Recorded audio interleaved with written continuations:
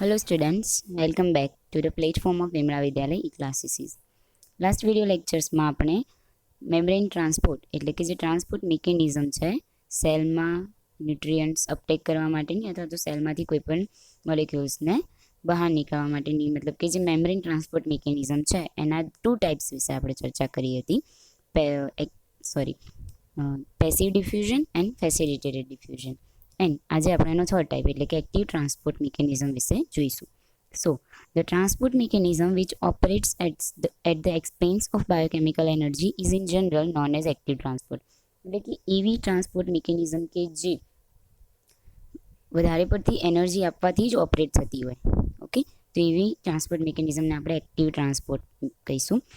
This mode of transport across the cell membrane is found specific and can occur even against the concentration gradient. એટલે કે આ જે mechanism છે કે જે સેલ મેમ્બ્રેનમાં થાય છે અને એ શું છે કે એકદમ સ્પેસિફિક છે અને એ કોન્સન્ટ્રેશન ગ્રેડિયન્ટની અગેન્સ્ટ પણ થઈ શકે છે. Like the substances may be allow to accumulate within the cell that can be several thousand time greater that in the environment. Okay, એટલે કે જે એન્વાયરમેન્ટ છે બહારનું એના કરતાં સેલમાં several thousand time greater concentration હશે કોઈ પણ સબસ્ટ્રેટનું, તો પણ એ સબસ્ટ્રેટને જો સેલની અંદર ટ્રાન્સપોર્ટ કરવો હશે, એન્ટ્રી આપવી હશે, તો આ મિકેનિઝમ આપી શકશે. આ મિકેનિઝમ થ્રુ એ થઈ શકશે.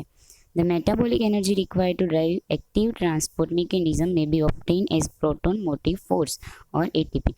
એટલે કે જે મેટાબોલિક એનર્જી આના માટે રિક્વાયર છે એ શેમાંથી મળે છે તો કે proton motive force or ATP through ઓબ્ટેન કરવામાં આવે છે.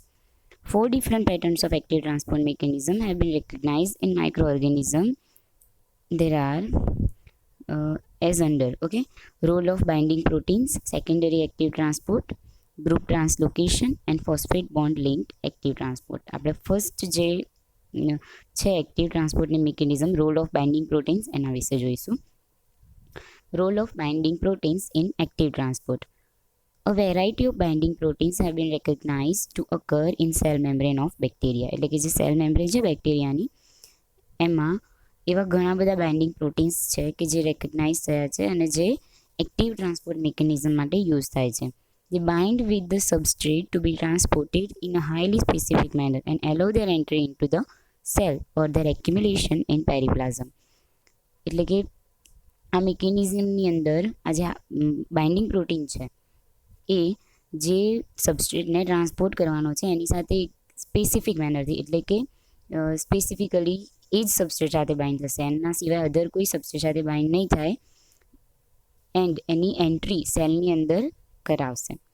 સચ accumulation requires conformational change in structure of the binding protein such that they are carried and released inside the cytoplasm or periplasm from the outer environment. Okay, એટલે કે જે binding proteins છે એના સ્ટ્રક્ચરમાં જે સબસ્ટ્રેટ્સ છે એના થ્રુ થોડા ઘણા ચેન્જીસ આવશે અને એ ચેન્જીસ લાવી અને એ બાઇન્ડિંગ પ્રોટીન સાથે સબસ્ટ્રેટ બાઇન્ડ થશે.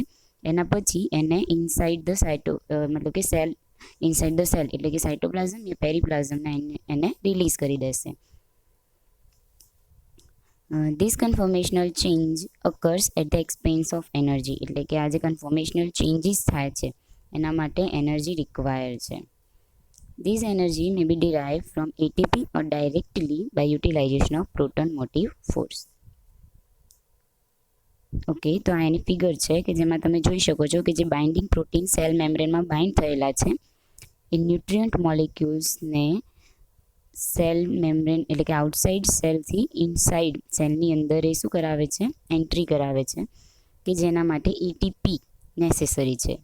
એટીપીનું એડીપીની અંદર કન્વર્ઝન થશે અને ફોસ્ફેટ રિલીઝ થશે કે જે એનર્જી રિલીઝ કરશે અને એનર્જીનો યુઝ બાઇન્ડિંગ પ્રોટીન કરશે. Okay, transport nutrients in cell by role of binding proteins.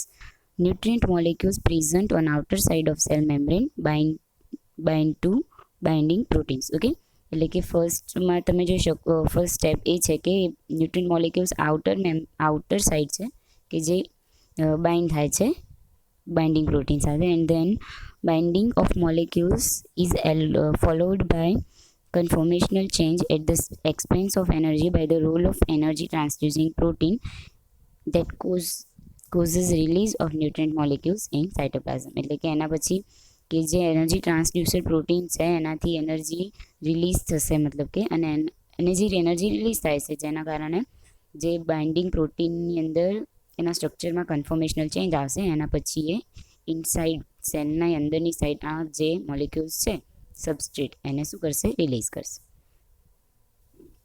The binding proteins play two roles in transport. By binding to substrate, they increase the effective concentration of the substrate in periplasm so that carrier proteins can transport them more favorably inside the cytoplasm. એટલે કે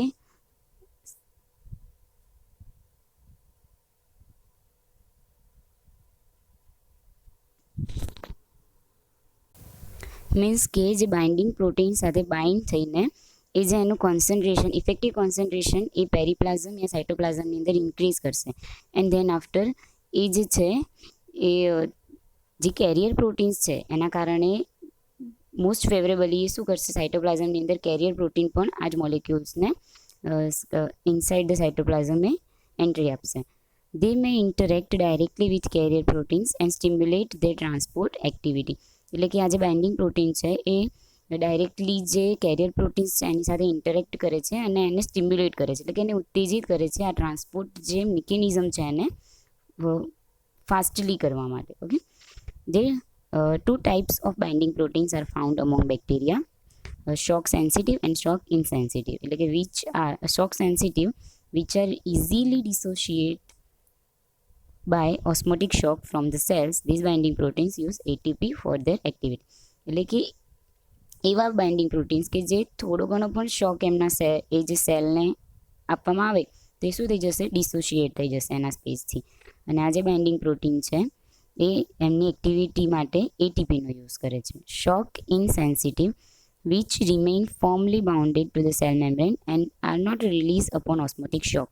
These binding proteins use proton motive force.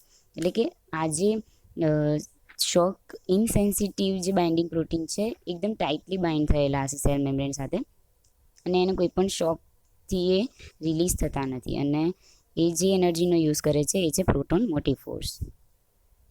Secondary active transport કે જે second mechanism આપણે કીધી, usually proton motive force is established by transport of electrons through electron transport chain located in cell membrane. Okay, This proton motive force is called primary proton motive force. એટલે કે જે electrons દ્વારા જે electron transport ચેઇનથી જે થાય છે જે cell મેમ્બ્રેનની અંદર એ પ્રાઇમરી પ્રોટોન મોટિવ ફોર્સ હશે. And then after it may also be generated by passage of charge ions across the membrane. એટલે કે આ જે પ્રોટોન મોટિવ ફોર્સ છે એ જે ચાર્જ આયન્સનો પાસેજ થશે તો એના કારણે પણ થશે. તો એ જે પ્રોટોન મોટિવ ફોર્સ છે એને આપણે સેકન્ડરી પ્રોટોન મોટિવ ફોર્સ કહીશું. Transport of molecules by the utilization of such secondary proton motive force is called secondary active transport. There are three types of secondary active transport mechanisms: symport, antiport and uniport. Symport, the simultaneous transport of two molecules by a same carrier in one direction is called symport. એટલે કે એક સાથે બે જ મોલેક્યુલનું જે transport થતું હોય એક જ કેરિયર પ્રોટીનથી તો એને આપણે સિમ્પોર્ટ કહીશું. Hence entry of one substance facilitates entry of other substance simultaneously. એટલે કે એક સબસ્ટન્સની એન્ટ્રી એ બીજાને શું કરશે, બીજાની પણ એન્ટ્રી કરાવશે એની સાથે. Usually transport of an anion is associated with simultaneous transport of a cation in the same direction. ફિગરમાં તમે જોઈ શકો છો કે જે કેટાયન છે એ એનાયનને મતલબ કે એની સાથે ટ્રાન્સપોર્ટ કરાવશે એક જ કેરિયર પ્રોટીનથી બંને same ડાયરેક્શનમાં. Antiport, simultaneous transport of two molecules by same carrier in opposite directions is called antiport. એટલે કે એક સાથે જ બંનેનું ટ્રાન્સપોર્ટ થશે બટ એ ઓપોઝિટ ડાયરેક્શનમાં હશે તો એને આપણે એન્ટીપોર્ટ કહીશું. Here entry of one substance causes simultaneous exit of another substance from the cell. એટલે કે એકની એન્ટ્રી થશે તો બીજાની એક્ઝિટ થશે. In this case usually export of an anion is associated with entry of an cation and vice versa. Okay, uniport. The simultaneous transport of two substances by separate carrier is called uniport. એટલે કે બંને જે substance છે એનું જુદા જુદા કેરિયરથી transportation થશે તો એને આપણે યુનિપોર્ટ કહીશું. Here substance enters the cell through one carrier.